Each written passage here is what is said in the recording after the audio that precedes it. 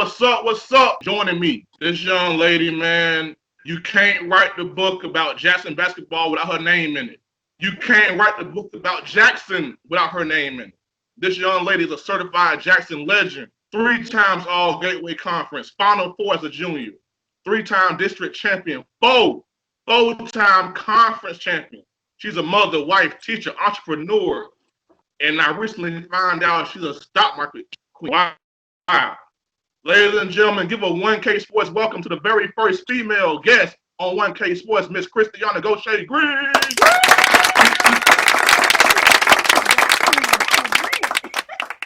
Hey, like I said, you get flowers on my show. Oh, so that was dope. I love that. I love that. Right. Thank you. So, anyways, Christy, it's good to have you, man. How you doing, man? What's going on in your life, man?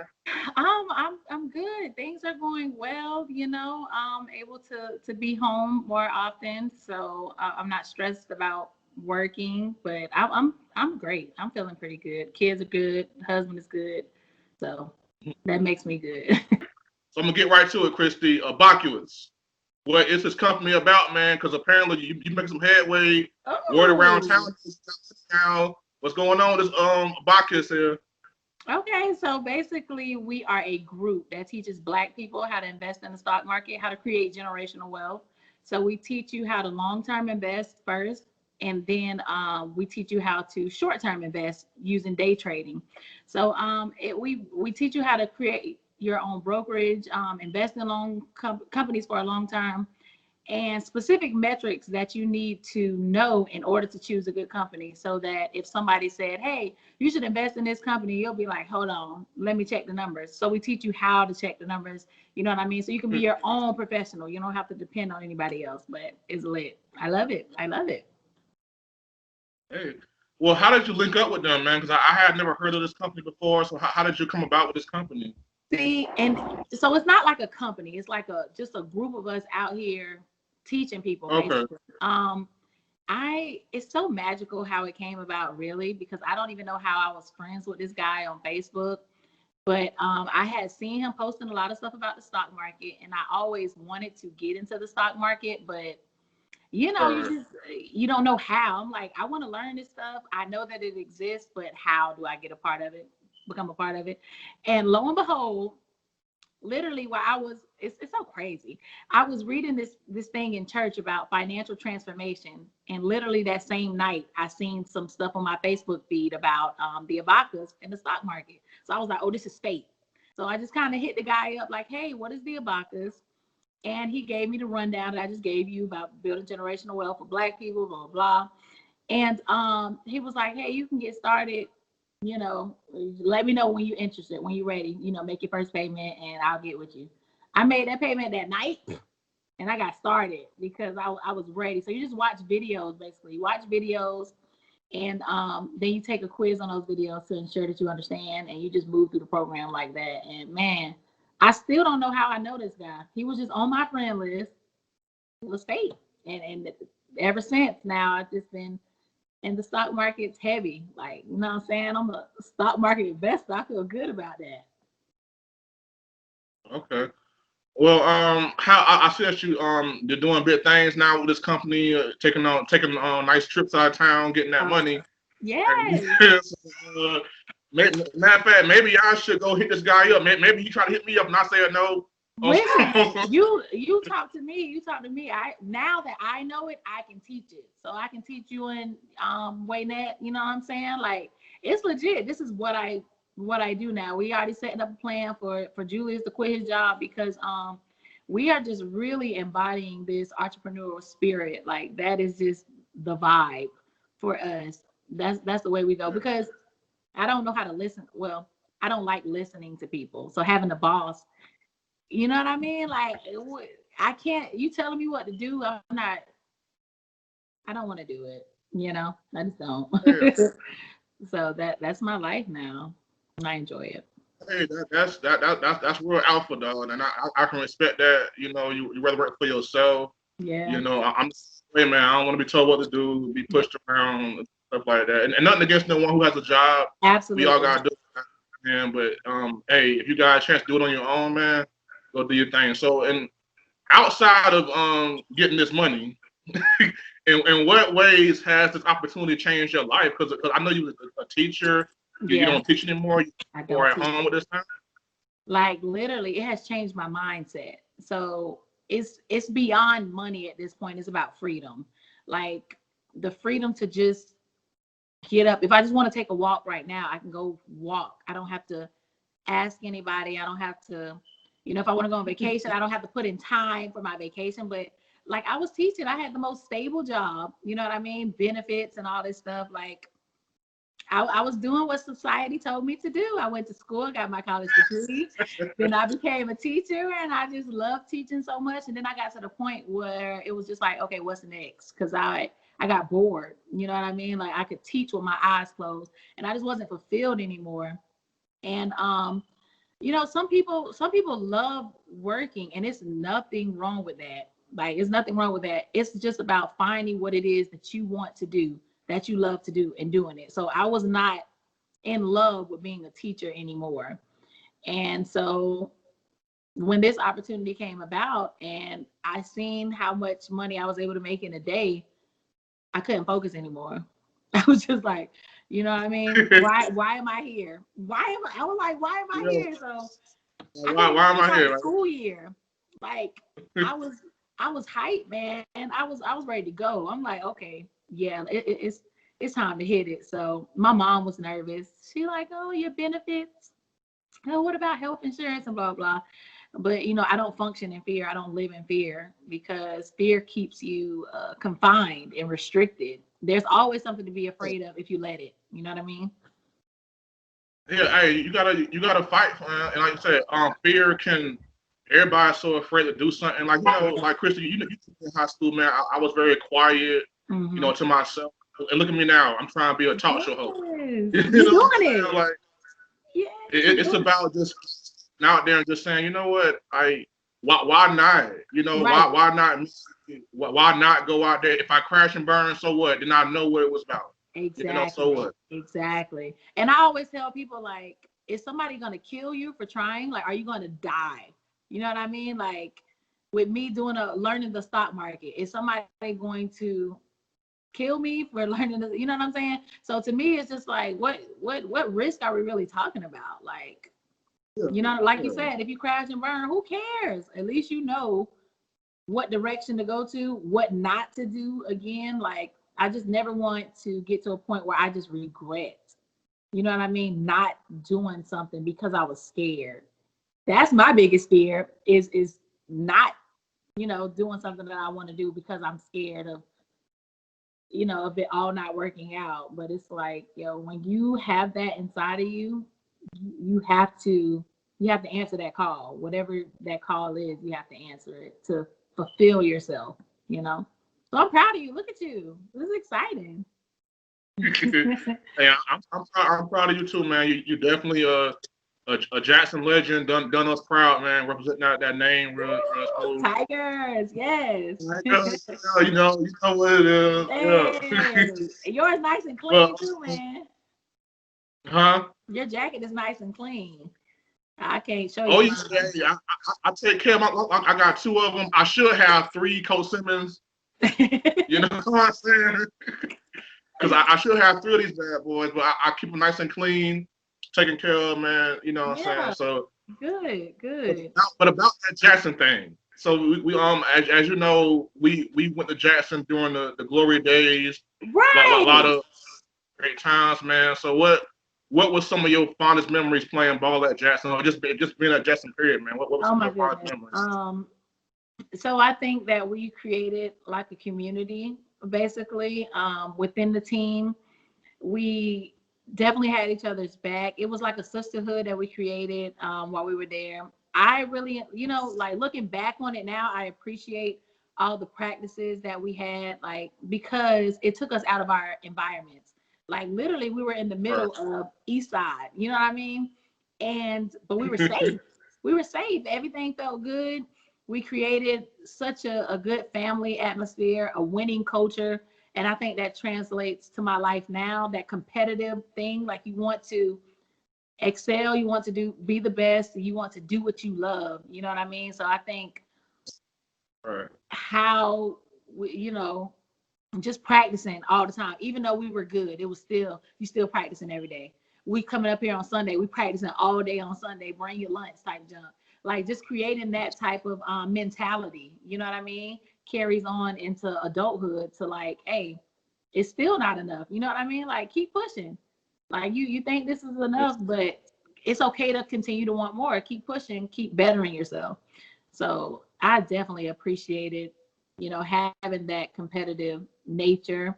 And I do feel like it was the glory days, man. Jackson was lit, Oh, like we had things lit, dog. We was all the lit, man. sports, all the way around. It was just good stuff. You know what I mean? Like it was Yeah. a good family. We created a good culture. People wanted Yeah. to come to the games. You know what I mean? Games were packed. Girls, for the girls, like we had people at the game. You know what I mean? Like people don't really like going to Yeah. the girls' games, but we had a nice crowd at the girls' games and homecoming and stuff. So nostalgic just thinking about it right now. It was Um, pretty dope. We had some good times. We definitely had some good times. I can't really remember my teachers. yeah. But y'all had a great team, man. You had Tracy Sneed, Mhm. Desiree O'Neal, Montoya Jones, yourself, man. Y'all just had a squad, man. Like I said, we went through all the accolades, man, like, that y'all accomplished, man. So like you played for the great Coach Jackson, and Coach Jackson coached my daddy in football. He was a big influence in my life. Obviously a big influence in your life, man. But for the people out there who don't really know Coach Jackson, like how would you like kind of describe him as a coach? You know what I'm saying? 'Cause he seems so quiet and so Listen, introverted. But how is like as a coach? I think he spoke with his body language rather than his words. You know what I mean? Like, so you can tell if you were not doing what you're supposed to do, he'll just give you that look, and you knew that look meant, all right, I ain't supposed to be doing this or whatever. But he was, I called him dad. He was very much a father figure to me, on and off the court. He was very, what's the word I'm looking for? He embraced us. You know what I mean? Like, he made it very comfortable to not only play basketball but just to be a part of the culture. Like immediately he embraced us as his own. So we, even outside of basketball, like we hung out together. We would be at, whether it was at his house. Yeah, so we had some good times. And like I said, he was quiet. He was quiet, but when things needed to be said, like during halftime or something, like the stuff that y'all might have not seen, like he had the true head coach mentality. Most times we see the assistant coaches, you know what I'm saying, like, and the head coach is just observing, and when they get their moment, then they let you know, like, yo, when you was over there doing that such and such play, it was trash, or, you're doing a really good job with this, keep it up. So he talked when he needed to. He wasn't always like rah, rah, rah. But when he needed to, he did, which made it more powerful. You know what I'm saying? Because he wasn't always saying something. It's just when it needed to be said, he definitely was there. But I'm sure we all just appreciated that kind person that he was. Very kind, very giving, just making sure that we was able to eat every day. Like, you know what I mean? Like it was beyond basketball. Like he was looking out for us in life. So that was awesome. When you have a coach like that, you're winning. How can you not win when you have a coach like that? Yeah, man. Coach Jackson come work out with me sometimes, man. Like Really? y'all, for real. That man, he's awesome. He's incredible. You know what I mean? Like, and just Yeah. dealing with girls and all of our, Right. Right. you know what I'm saying? We got so much going on that as women, we developing into women, and he did a great job just being there for us and staying out of stuff that needed to be stayed out of. Like everything, you know what I'm saying? He like, listen, I'm gonna let y'all handle that on your own. But he did a great job. He did a great job.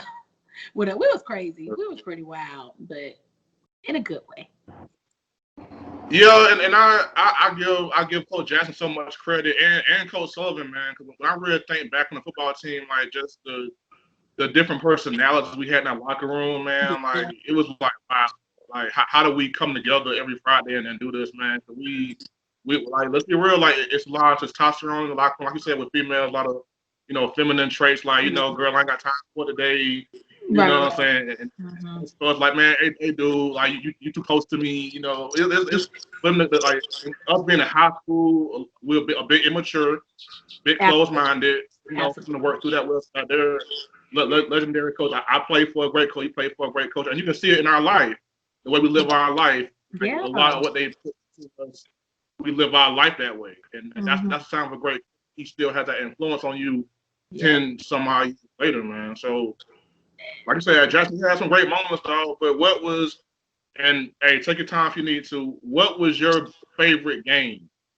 Oh wow! What's your game? You know what? I don't even need time to think about this. It's so crazy. I had a lot of great games, but this one game, I want to say this was my freshman year, right? Even though I had all these great games after this. My freshman year, we were Gateway Conference playing against Lee in the Gateway Conference. And I want to say that this was the championship. And I played my heart out. I had the best time. But the reason why the moment was so special to me is because I didn't even recognize the magnitude of it. You know what I mean? Like as a freshman, I didn't it's like the championship game, and I'm just having fun and I'm playing. And I remember one of my teammates, Keena, like, Christy, I love you so much, after I had made this N1 play. And I'm like, yeah, this is fun. Not even realizing like this is a moment, like we're about to win the Gateway Conference Championship, like as a freshman, you know what I mean?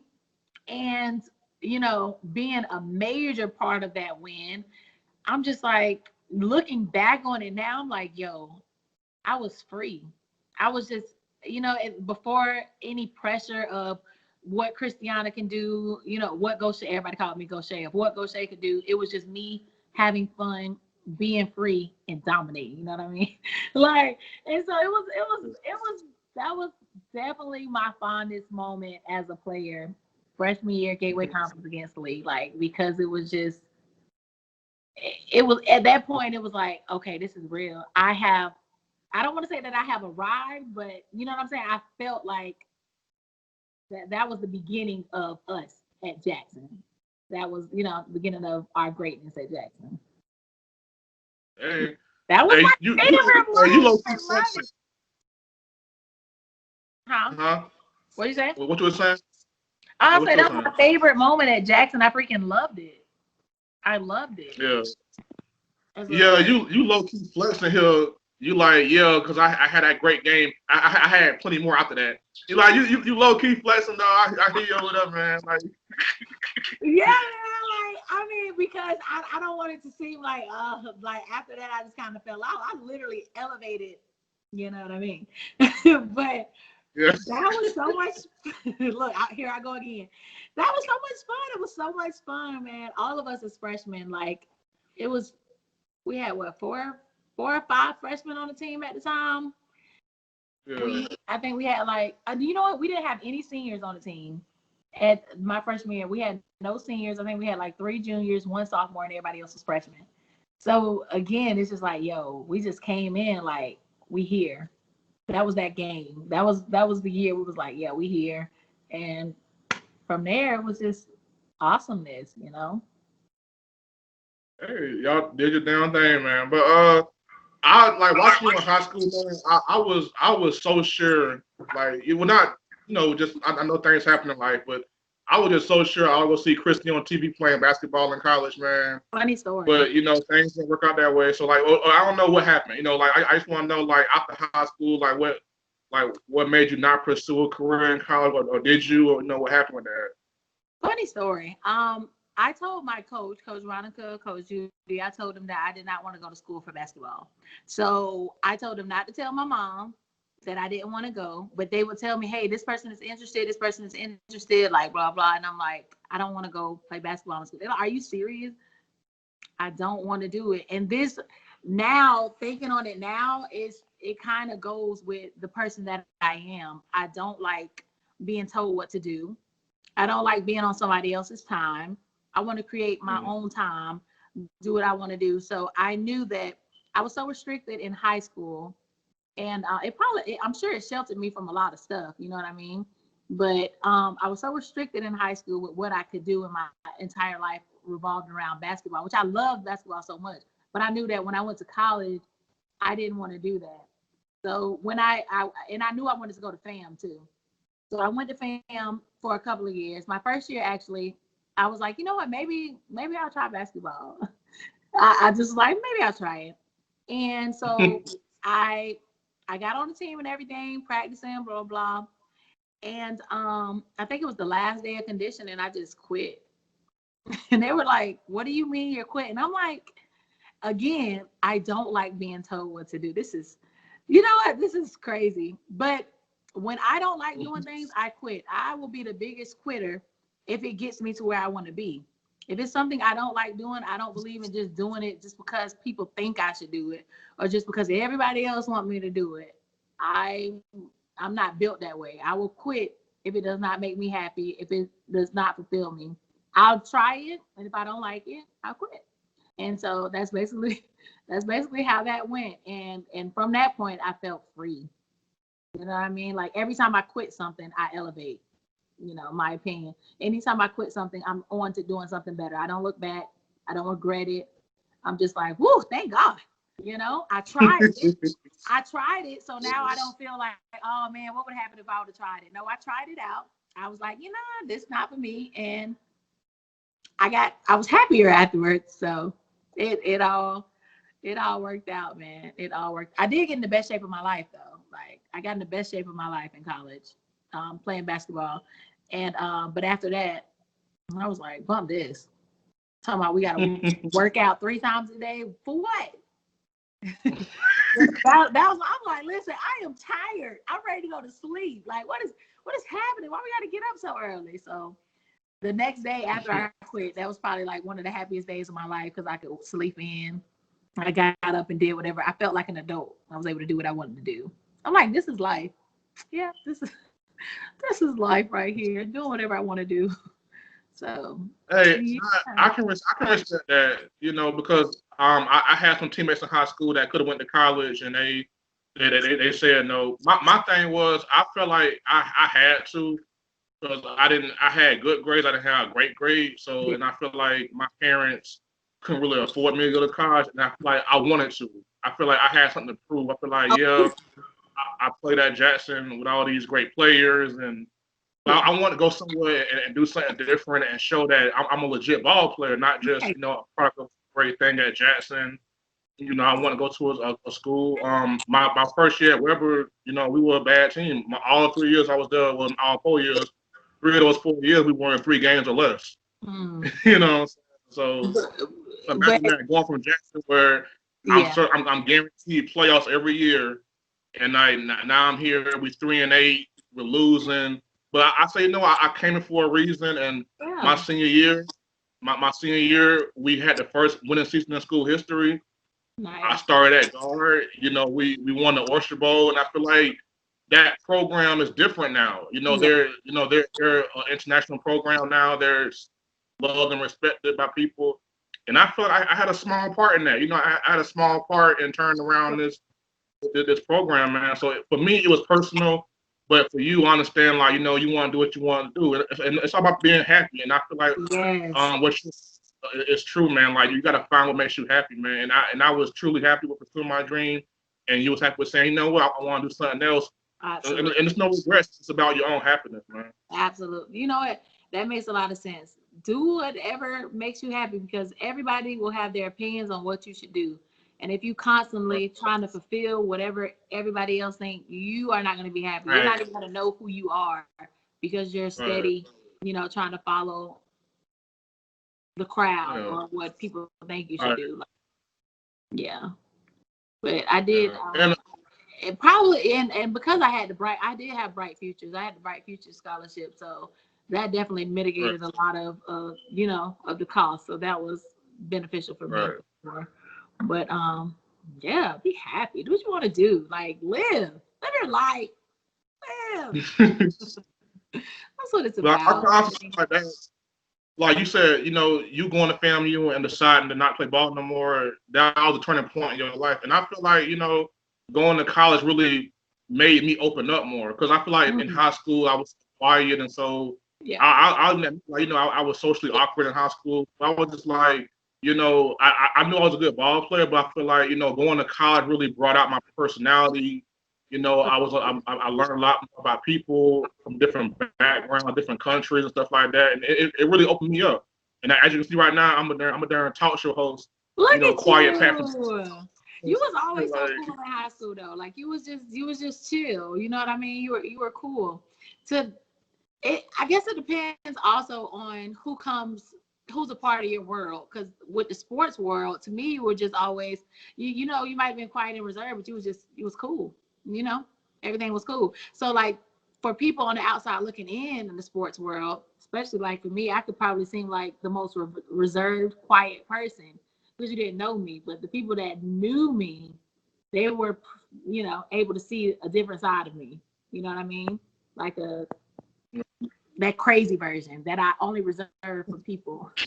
Everybody can't handle the crazy version. They be like, "Who is this girl?" But some people get it, and they be like, "Who is this chick?" You know what I mean? I want to hang with her. Oh you crazy for real, for real. I toned down a little, but look, that's why I told you my girls got to go to school because my oldest girl is just like me. So if I'm crazy, that means she crazy. Both of us can't be in the house at the same time. I love you. Go to school. I love you. Bye. You know what?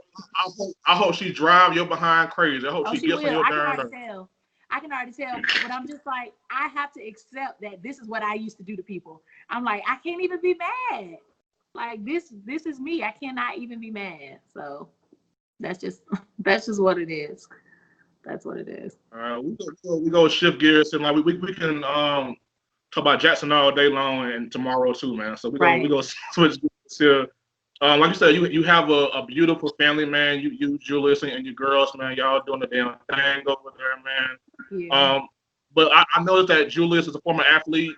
You're a former athlete.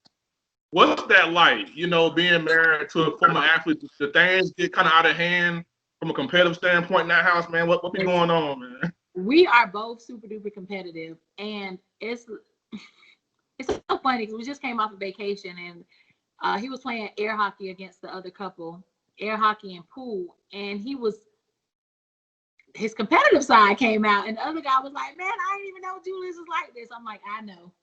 We get into it all the time because neither of us want to lose. You know what I mean? Neither of us want to say that even if our body is hurting, we still competing against each other. It's good that we both like playing basketball because we still go to the court together. We'll try to work out together. But watching basketball, listen, the whole mood in the house changed because we both LeBron fans. So if things don't go our way, we pouting like, well, listen, we take it out on each other, even though we know it's not you, Julius. It's the game that done made me so upset. But yeah, I'm like, we were just talking about this, like, man, how would we function if we were with somebody who did not appreciate basketball and appreciate LeBron the way we do? Like, we would go crazy because both of us get it. Like, we get it. So it's just we get each other, and that's the important thing. LeBron has lost 6 NBA finals, so I'm sure y'all had plenty of arguments. Listen, about he done made it plenty of finals. I'm sure a lot of players. LeBron is the finals. I'm sure a lot of players wish they could have went to the finals that many times. LeBron is. I'm just gonna say he's my GOAT because I don't want to argue with nobody else about their GOAT. I hate when people my generation talk about Jordan is the GOAT. You didn't even watch him. Tell me when you watch him play. We're the same age, sir. And the other thing is, just because Jordan is your GOAT, you can't make him my GOAT. He ain't my GOAT. My GOAT is the king. Christy, we have not gotten to the LeBron subject yet. I had to put that out there. Because listen, it just brought me, look, you see how competitive I'm getting right now?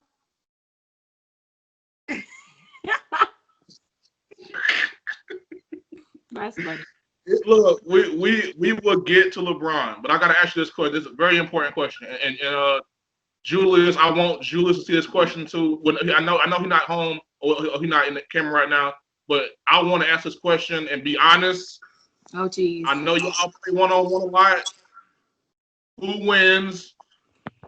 Do he let you win, or do y'all play fair? Who wins? I know y'all play one-on-one a whole lot. I gotta know. I'm not sure how often we actually play one-on-one. The last time we were supposed to play one-on-one, we ended up on the same team. But if we play one-on-one, Julius is gonna win. You know, unfortunately, I love to lie and say that I'm gonna beat him, but I'm not gonna do it to him this time because he's not here to defend himself. But yeah, he usually wins. But if we have a 3-point shooting contest, I'm taking that hands down. He beats me to one-on-one because he can body me. You know, it's not fair. He can body me. Attaboy Julius, hold it down for the brothers now. Don't lose to your wife now. Listen, I ain't gonna tell him that I admitted that, because he'll be like, "Really? You admitted that, Crispy?" I don't admit that. Oh, he getting tagged in this video. He getting tagged in this interview. We gonna make sure he see it. He gonna be so happy. He'll be like, "Yeah, I'm glad you told the truth, because that's what happens." Hey, that's what. But outside of being a very competitive couple, you and Julius got married very young. Yes. You know, both of y'all good looking. Like you're very beautiful. He's a very handsome guy. Y'all could have just, you know, been single parents or whatever, especially. But y'all decided we're gonna get married.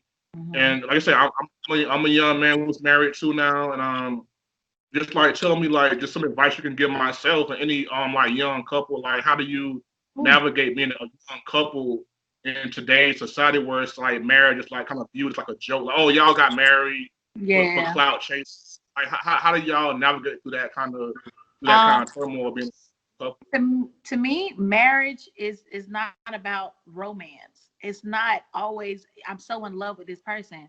It's I am taking this person in all facets of themselves, bad, good, and it's going to be days where we get on each other's nerves. Who cares? At the end of the day, we realize we are on the same team. We are on the same team. So me and Julius got together when we were 19, got married when we were 23. So we were babies, had a kid when we were 21, right? So we went through, as I like to say, growing pains, because to me, when between the ages of 19 and 32, you're doing the most growing. You're finding your identity. You're figuring out what it is you like, what you don't like. And with us, we went through those growing pains together. Most people get to do that alone. You know what I mean? They're in and out of relationships, or they're not in a relationship at all. Me and Julius were together. So we watched each other evolve. And that can be a beautiful thing, but that is also a hard thing to watch, because the pieces of the person that you might have liked in the beginning are falling off as they find who they are. So, you know, thankful enough, we loved each other so much and still love each other so much that we were able to help each other evolve, you know what I mean? And stand back when we needed to let that other person grow. And because of the growing pains, and now we're able to reap the benefits of, you know, what we put into that relationship. And it's just not always peaches and cream. It's not always a beautiful love affair, but it's so worth it. Like at the end of the day, I know this guy has my back no matter what. No matter what happens in the world, he has my back, and vice versa. No matter what happens, he knows that I have his back. And I think it's just really important, definitely, to be able to communicate with one another and not try to make that person into your idea of what they should be, but just allow them to be who they are and accept it. You know what I mean? If you accept it and you be with them, or don't, and just keep it pushing. But we've definitely accepted each other for who we are, and we appreciate the flaws that each of us have. You know, it's just our love story is still being written. Our story, it's a dope story though. Like, we got a problem and a solution in our story. Like, it's been good. It's been good. So we've been on this journey for quite some time now. And now looking back, I'm like, man, we done been through a lot. But wow, we done been through a lot. We actually made it. Here we are, you know? Hey, and I can respect that. And like I said, I'm been married 3 years now. Me and my lady the last 7 years. So we trying to do the same thing. We would a young couple. Obviously, my wife very beautiful woman. I'm not too bad with myself. Yeah, you're a handsome guy. Handsome guy. But it's like I was just like you and Julius. We had went through some hard times early. Yeah. I met her. I met her right after my mom died from breast cancer. So I was, Christy, I was this close to being this low. Wow. I was going the wrong way, and she just came out of nowhere, man. And just like started loving me, and just like really brought me back to life. Cause I was like just losing it, bro. Like mama's gone. That rock, that voice of reason in your life is gone now. It's like who's gonna be that person to tell me everything will be okay, baby? Right. We're gonna get through this whole time together. And she was that person for me. And then here come the twins, and the twins, it's like then here come the house. Yeah. I'm so proud of you. You guys are such a beautiful couple, and I love seeing like y'all pictures or videos. Anytime y'all just out there just showing that Black love, that family love. I freaking love it because, like you said, our generation or a lot of people just don't believe in marriage anymore. But Right. I just think that they need to understand that the idea of marriage isn't peaches and cream. It's not like, you know what I mean? It's not, because you married, everything is beautiful. Nah, it's some things that you work through, but you find the person that you're willing to work through things with at the end of the day. And so I'm so proud of you guys. And we worked, like I said, you and Jules are two athletes. I know I drive her crazy with my competitiveness sometimes. It's like from the dishes to the boys' homework, I'm just competitive. I gotta be the best at everything. I know it gets on my nerves sometimes, man, but we make it work, man. And I respect what y'all doing, what you and Julius doing too, man. And I feel like maybe we should link up sometime. Like, hey, we need a couple friends. Married couple friends, So, you hang out. Down to find married couple friends, but we would for sure love to hang out and do some stuff. Especially against Taboo. Y'all ever played Taboo before? Look at me, my It's been a while. I'm like, y'all ever played? It's been a while. But I can play, yeah. I mean, like that would be that. Okay, that, but that brings out the competitive spirit for sure. It's fun though. It's a little card game. It's fun. But so yeah, we definitely do that. We need married friends, like the fellowship and get through life with. Yes, that would be dope. We got to figure something out after this whole thing is over. We can figure something out because I'm with it. Right. Positive vibes. I need positive vibes. That's it. I'm with it. Yeah, and you and Julius, y'all cool, man. Me and Wynette, we just love. We both two loving couples. Just I think it'll be cool, man. Yeah. But the last topic, last but not least, what's going here at some point. LeBron James. Goat James. Goat James. Hey, I done watched Shannon Sharp a few times. Goat James. Yes. Hey, production. Cut this whole. LBJ. Hey, production. Cut this part out. The interview ends right here. Cut this part out. Whatever. All right. It was funny. But honestly, watching LeBron in year 17. Don't lose your mind. I'm gonna just go hide this. Okay. LeBron has truly earned my respect. He's always had my respect, but LeBron has truly earned my admiration this year. Yeah. I feel what I feel. I still would take MJ and Kobe over him, but it's not a disrespectful thing to LeBron. It's my own preference. Yeah. What I prefer. I feel you. I think LeBron's done a great job. The way he's put that city on his back, the way he embraced when Kobe died. Like, look, I'm gonna do this for Kobe. Yeah. The way he just continues to just get better. I mean, when it comes to longevity, MJ and Kobe, I feel like MJ burnt himself out with his off court life. I feel like when Kobe tore his Achilles, it was never the same after that. For LeBron to be in year 17 in that kind of shape, the dude's still jumping, looking down at the rim. It's crazy. I'm like, crazy. What is he doing? Like, I now, think. Oh, go ahead.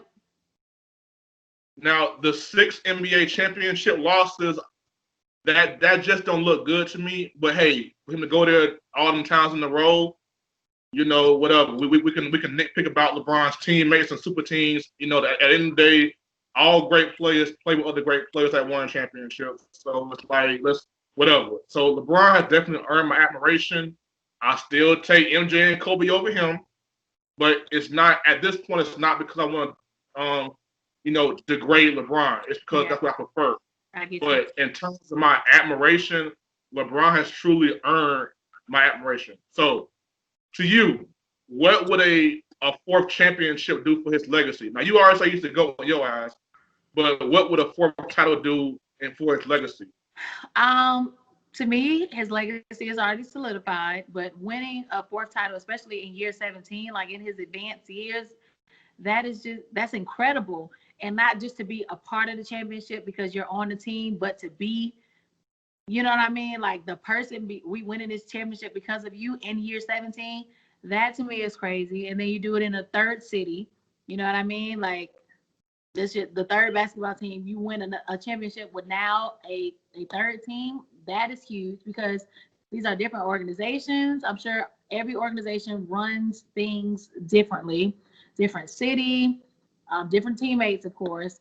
So, winning another one to me is just like icing on the cake. To me, his legacy is already solidified. He's already great. I really appreciate a player that is not just lit and just unstoppable in my eyes, but just has a love and respect for the game. I could just tell that he respects the game so much, and he respects the people that came before him.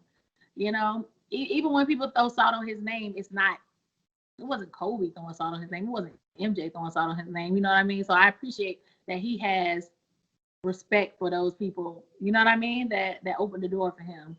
But LeBron is lit. We went to see a game when he played in DC. He scored 57 points that night. It was a thing of beauty. I was like, yes, we get to come to this game. It was awesome. But LeBron. I watched that game. I watched that game on TV. I remember that game. Yeah, we were there. We were there. It was just the best. I'm hoping that we'll be able to see one more game before he retires with all this COVID stuff happening. Like, I hope we can get, there to see him while he in LA or something. I would totally love that because he's my icon. He's an icon for my generation. So how people hold so strong to MJ, like, oh, I remember when I seen MJ. You know what I mean? Like, that's how I'm be with LeBron. I remember when I seen LeBron like 15 years from now. They're like, you seen LeBron play live? Yes, I did. So my God. We're all blessed because I feel like I watch MJ do his thing. I watch Kobe do his thing. I'm watching LeBron do his thing. I feel like we've been spoiled, man, and we do it away with the whole comparison. And the messed up part, man, like said, LeBron, we all try to put LeBron, Kobe, and MJ against one another. When in all reality, like when Kobe died, and just seeing LeBron get off the plane, like crying, like this big old 6'8", 250-pound behemoth, just crying, like soaking, crying. That let me know like there was real respect there. Yeah. You're not gonna like that over someone you really didn't care about, man. Right. And like so to go to Kobe's memorial and not want to be filmed there, like, hey, I'm not here for the clout, I'm here for my man. Right. I feel like, man, that's not a rivalry. That's two dudes who genuinely love each other. Yeah. And here we are being sport, like, trying to put them against, and it's fun, It's fun to have that debate, and quite frankly, for my show, I need that, what I'm saying, that kind of debate thing. But overall, man, I have nothing bad to say about LeBron. LeBron's a great player, man, and we all know that the things he do off the court. No, but I still take MJ and Kobe. I feel you. Yeah, But to what you said, it's just like we have to make sure that we appreciate, yeah, you know what yeah. I'm saying? Especially when you're Prime able league. to witness it live. You know what I mean? Because some people are only gonna know about it based off our stories and recordings, but we get to watch this live happening now. So it's just an appreciation for, him and anybody who's at the top doing their thing and being at the top for so long. Like it's just like, okay, at some point just appreciate, like, wow, good job. You know what I mean? Hey, like I said, the season's not over yet. LeBron still got ways to go to get to the Oh yeah. championship. But the way Kawhi and them boys playing, I don't know. LeBron man got this thing already sold up, man. Them boys, I'm they trying to stand figure kind out what they're doing. What I'm like, come on now, we waiting for y'all. Don't get through the Nuggets, but the Nuggets got something to say about this. They like, listen, y'all ain't just gonna gloss over. I think it's time to admit that Doc Rivers might be a little bit overrated as a coach. Oh, okay. I I'm just mean, I like Doc. I like Doc with talent as well, just because of what he did with Boston and the fact that he was able to manage so many um, personalities and attitudes. Like they had great players. You know what I mean? When you have a bunch of great people that need the ball and you're still able to win a championship, a lot of teams fall apart from that because everybody needs the ball. Like even Boston, before they really got started with Kyrie, when they had Kyrie there last year, they had so many people that needed the ball. Kyrie needs the ball. You know, he's so dominant, but you got young stars like Tatum and Brown, like they want the ball too. So it was kind of, they wanted the ball more than they wanted to win. So when you're able to coach great players into putting winning above stats, I think that's pretty dope. So I would still give.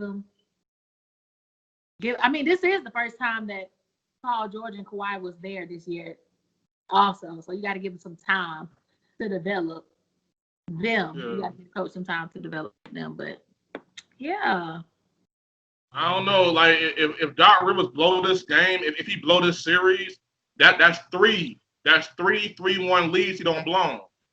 is That's that that's him not blowing good. it? Is that him blowing it, or is it because what? I mean, besides Kawhi, right? You got Paul Right. George, who has not made it past, when he was a Pacer, he was great, but he couldn't get past LeBron.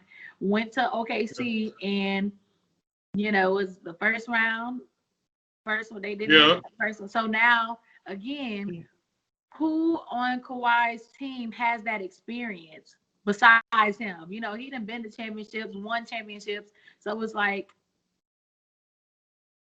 who else knows what that feels like, the magnitude of these moments. Like it takes Well, every, I feel like and I don't feel like Kawhi knows how to vocalize that like a true leader. Like his mindset is there, but to be able to make your teammates understand and feel that as the leader on the court, you know what I mean? I think that kind of makes them suffer because he's not a vocal leader. Like he shows you by balling out, but I don't see him getting the troops together like, hey, this is what we need to do, or calling people out, you know what I mean? Which also needs to be done. So yeah, well, you I feel gotta. like fool me once, shame on you. Fool me twice, shame on me. I feel like for Doc Rivers, you can't be a head coach and Mm, have 3-1 leads going on your watch. I feel like at some point we gotta look at you too. Not yeah, saying it's all his fault because Paul George is playing like crap, you know. But for me yeah. but I feel like to have 3-1 leads being blown on your watch, that's at some point you Ooh, gotta own that. that's a hard one, man. You let go of Doc, then who you bringing? Who's coming? What you gonna put Ty? You gonna promote Ty Lue? Well, that's the thing. Like Doc is in a good spot because who can you replace him with? Yeah, Nobody. right. But compared to all-time great coaches, I feel you. I feel like he's not on their level like that. He's He on their level. No. definitely still has a ways to go for sure. Definitely, in order to be really solidified in that conversation.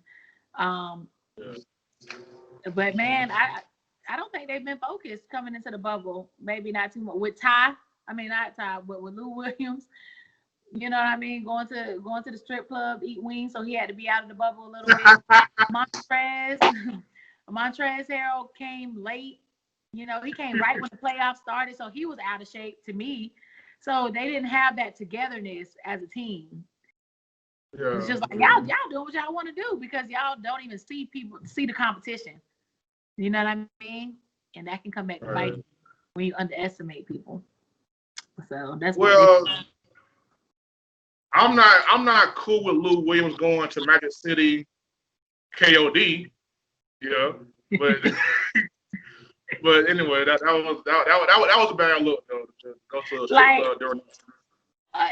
It's fine. It's fine, but people can't know that you're there. Like, you got to be discreet. Right. You got to be discreet. You're going to go be discreet. Don't let nobody know, because now that they know, to get into the bubble, all the tests you got to take and quarantine and all that stuff. So now you have to do that stuff because everybody knows that you left the bubble. You said a family emergency. Okay. Yeah, that was a family emergency right in the strip club, but hey. Hey, had to go check it. Do what you got to do, man. Do what you got to do. All right. Well, Kristi, man, I appreciate you for stopping by. I know you're a busy woman these days, man. Thank you for having me. I really appreciate it. I was a little nervous, but I'm feeling pretty good now, so that was awesome. Oh my God. Good job, man. Look at you. That whole LeBron thing, we gonna cut that out. It never happened. Listen, it never happened. You cut that out, and I'm gonna have a head sitting at your door, like somebody's head gonna be cut off, and it's gonna say you're next. Okay, that was dramatic. Hey, you watch too much TV. Huh? You watch too much TV. Somebody head with a name on it. Where you learn that from? And I just been watching too many gangster movies. Too many gangster movies. Well, you know what? Since you want to type of time, LeBron's the GOAT. I don't want no problems. Don't hurt me. Thank you for having me. This was awesome. This was a good time. Hey, amazing. 1K Sports Nation, man. Y'all give a round of applause for my dog Kristi. Greene, 1K Sports. Hey, before we go, man, me and my dog, we Tigers for life. So Tigers till we die. My dog. Tigers till we die. Yes, Tigers till we die. 1K Sports, uncut, unbiased, unfiltered, unapologetic. We out. Deuces.